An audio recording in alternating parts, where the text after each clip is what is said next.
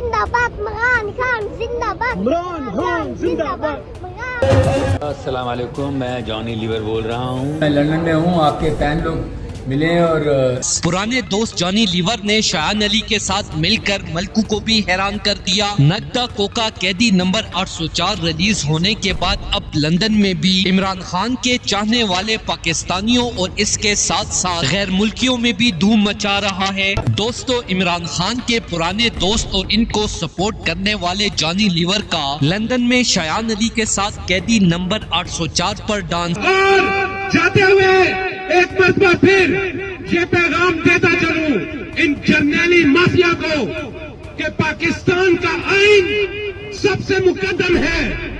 تم پاکستان کے آئین کے پابند ہو.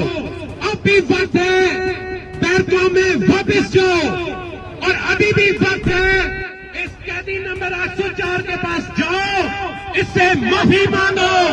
یہ بڑے دل والا ہے، یہ بڑے دل والا ہے. پاکستان کے لیے تمہیں معاف کر دے گا، لیکن جو جرائم تم نے سرزد کیے. عمران خان زندہ باد عمران خان زندہ باد عمران خان. السلام علیکم، میں جانی لیور بول رہا ہوں. میں لندن میں ہوں. آپ کے فین لوگ ملے اور میری طرف سے بہت بہت بدائی. عمران خان زندہ باد عمران خان زندہ باد عمران خان زندہ باد. عمران خان زندہ باد عمران خان زندہ باد عمران خان زندہ باد.